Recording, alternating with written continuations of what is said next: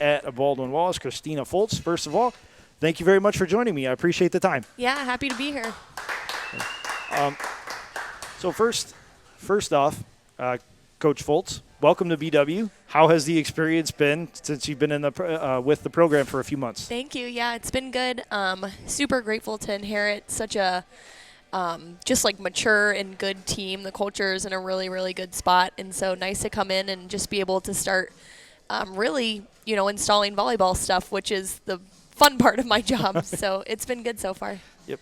So you came to Baldwin Wallace from the United States Naval Academy. What was it about this opportunity that made you want to be a part of this program? For sure. Actually, the head coach before me, Casey, had given me a call when she knew she was going to be leaving and the job was coming open. And really, she just raved about the team, but also about the athletic department as a whole, just working for Steve and then all of the other coaches and how everybody was truly like family. And so that was very appealing to me. I knew I wanted to return to Division III at some point. And it felt like it was such a good opportunity. I decided to apply, and when I came out for my interview, it all was true. So it was just one of those things that ended up being right place at the right time, I guess. You mentioned being familiar with Division III. You were a graduate of Wittenberg University, where you played on national qualifying teams. And I believe you played in a national championship game. Yep. And then you also did your graduate assistantship at Muskingum University as well. So you're very familiar with the Ohio Athletic Conference and Ohio overall. Does that give you a little bit of an advantage when you're talking about breaking down film on an opponent, but also more importantly, getting those players from the high school ranks to come here through recruiting? Yeah, I hope so.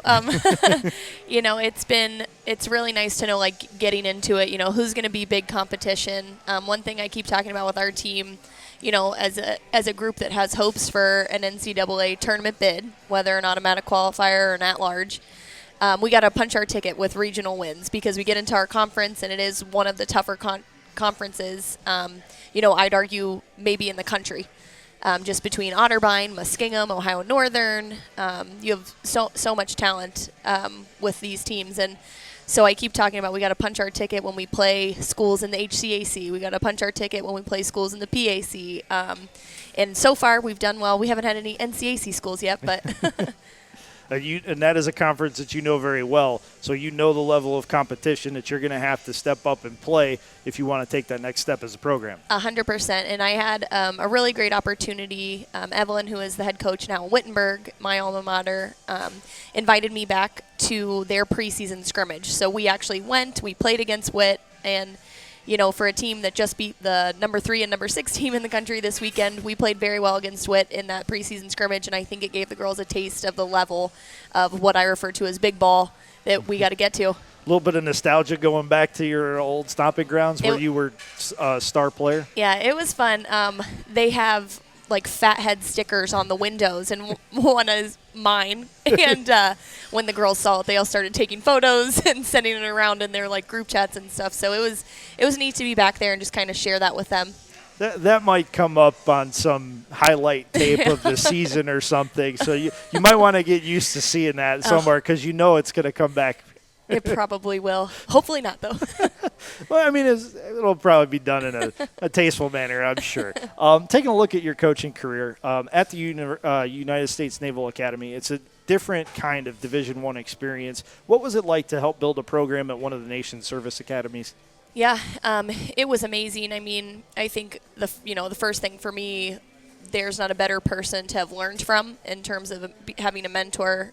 Paco, playing for him, and then being on the other side of the ball with him, working as a coach and a part of his staff, I was able to grow and learn so much. And I think the thing that I loved about Navy was the challenges it presented with just how do you run a volleyball program at a Division I institution where this is not their priority. Yep.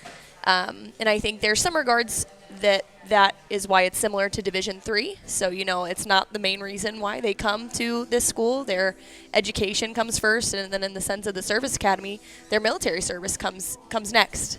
So trying to balance, creating a championship level culture when it's kind of third on the totem pole, it was very good for me to go through as a coach. And honestly, it was also just a great experience working with the type of athlete and student who's like, no, I want to be excellent, not just academically, not just in my military service, my career, but also as an athlete. So it was definitely probably one of the most challenging experiences in my life, but one of the most rewarding too. I've read some books about the Army-Navy football rivalry. Yeah. And the quote that keeps coming up is the easiest 2 hours of the day is when they're at football practice. Sports period. And that kind of feels like it's across all sports. It's not just a football thing. It's so true. And my experience as a player with Paco was like the hardest 2 hours of the day is volleyball. Like, we're getting better in there. We're trying to become national champions, and the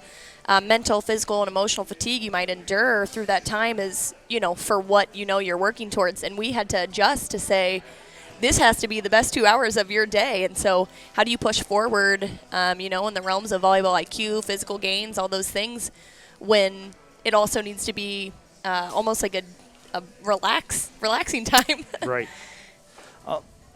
That experience at the United States Naval Academy gave you this opportunity to take that next step. How has it been running your own program? Yeah, it's been different. I, as a coach, actually our very first game, I am such an excitable coach. I really get into it. I love to cheer. And this whole time I've been worried about, but the head coach has to make decisions and has to be, have a degree of poise to a level where you're not caught up in maybe all the emotions of it.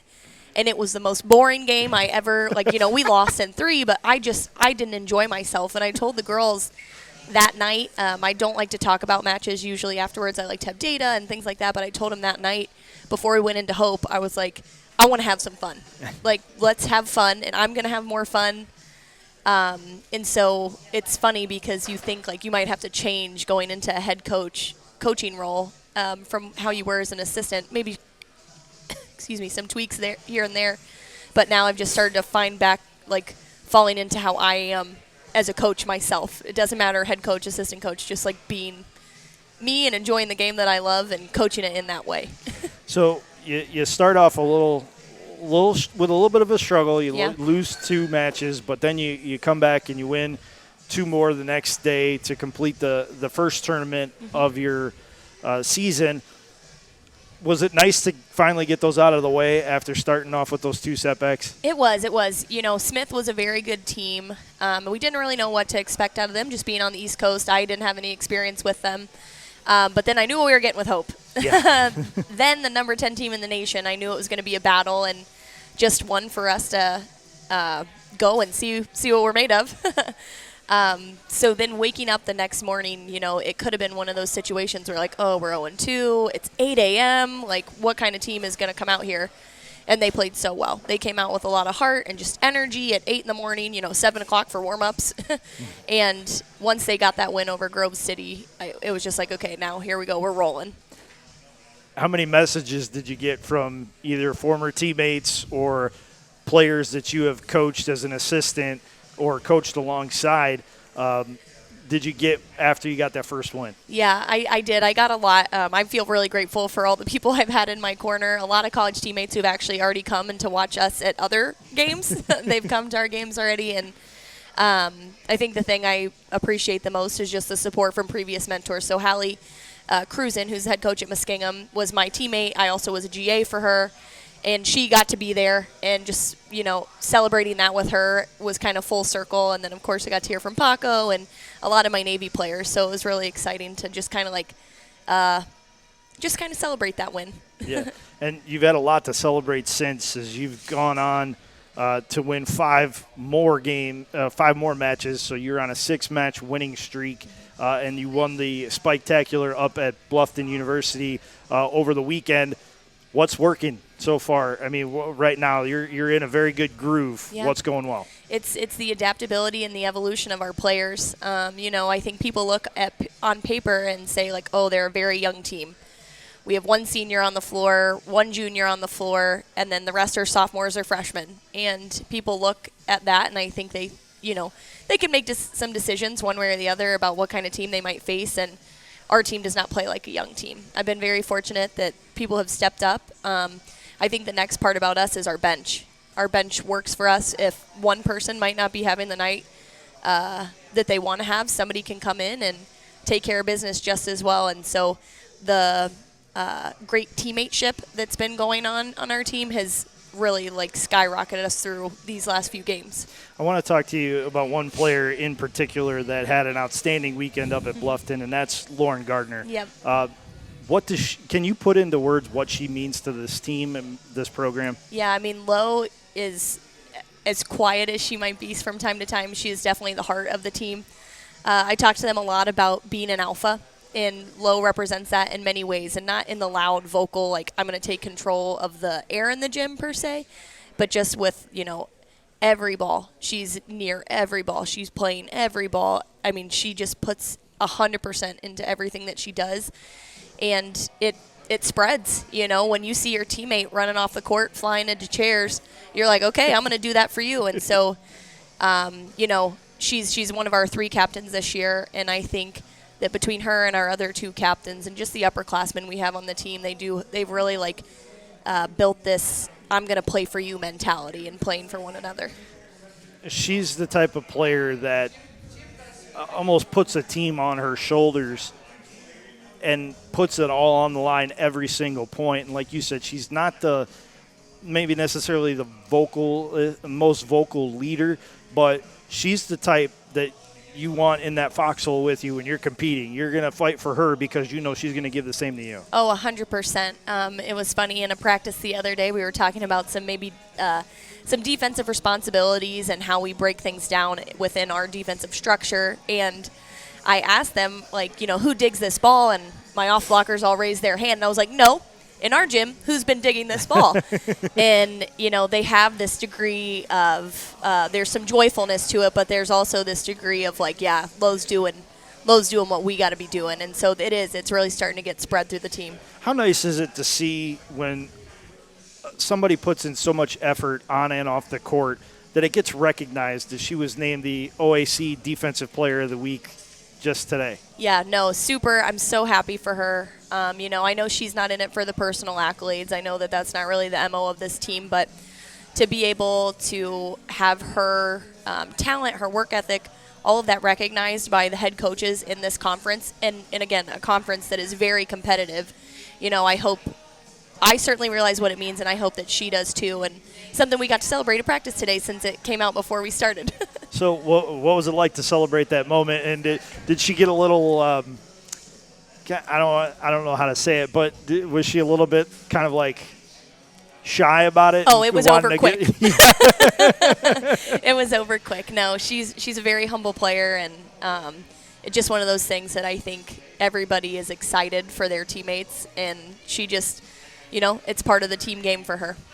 See, that says a lot, though, about the young lady, that she doesn't want it to be about herself and wants the team to go to have the success and the notoriety. But when you play that way and the team does do well, you will pick up that notoriety as well individually, and that's a byproduct of the team having the success, and that's really a great lesson for a young team to learn. Yes, totally. And, I have no doubt in my mind that if any of our other players receive, some kind of individual recognition or accolade this season, that they would all probably respond in the same way. It's part of the whole team game.